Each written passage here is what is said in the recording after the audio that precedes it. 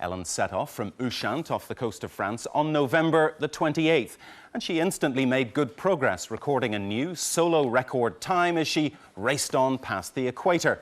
But it hasn't all been plain sailing.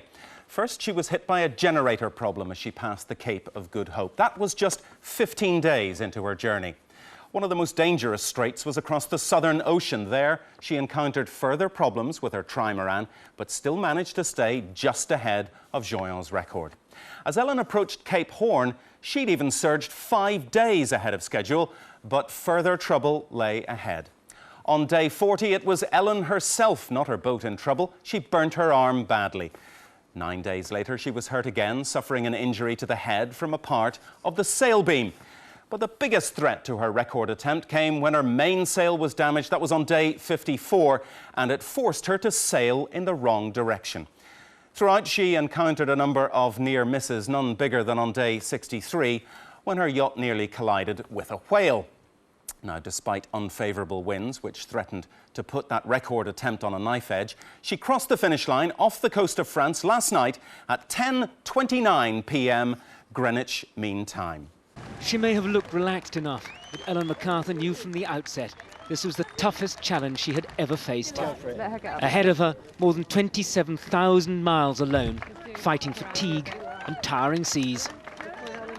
I think this is the biggest challenge by far that I've ever attempted, because the boat's big and powerful. The record I'm trying to beat is effectively to try and get a boat as fast as humanly possible around the planet.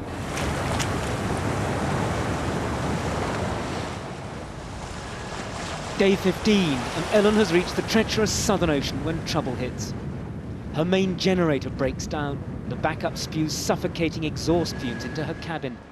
The attempt is already in jeopardy, but she carries out some DIY repairs by torchlight, and she's 17 hours ahead of schedule. The start of this trip has been incredibly stressful and very, very difficult, and I just hope that with finding a solution to some of these problems, that things are going to get just a little bit easier. Day 28, Christmas Day, and she's 1,250 miles off Cape Lewin.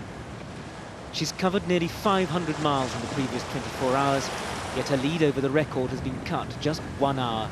She reports a cracking headache, hardly any sleep, and she's so stressed her mouth is covered with ulcers. Day 46, and she's rounding Cape Horn in monstrous seas. Despite battling through winds gusting to 60 knots, Ellen sets a new solo record time, more than 4 days faster than the previous best.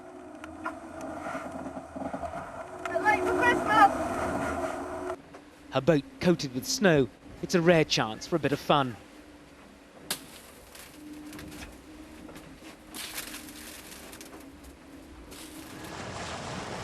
Day 49, and Ellen passes the Falkland Islands.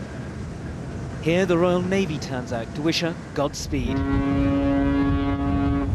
So we've had a visit from HMS Gloucester, the Hercules from the Falkland Islands, and the helicopter which lives on board the Gloucester. So it's been fantastic. It's really amazing to think that people have made all that effort just to come out and see me.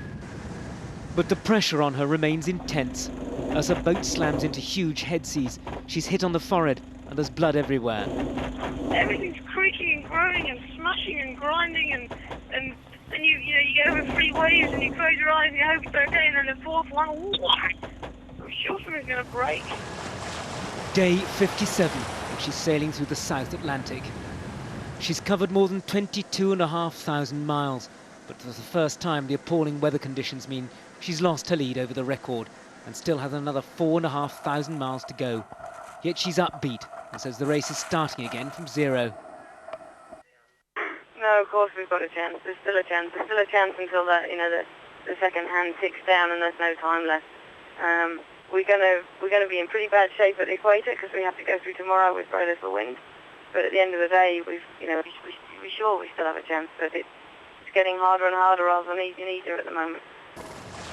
Day 71 in the home strait near the Bay of Biscay. She's within 400 miles of the finish and nearly 2 days ahead of the record. Shortly before, she warned her shore crew conditions could lead to a capsize, but the record was now within grasp. Ellen MacArthur was poised to pass the finishing line and into the record books after a breathtaking display of skill and sheer courage.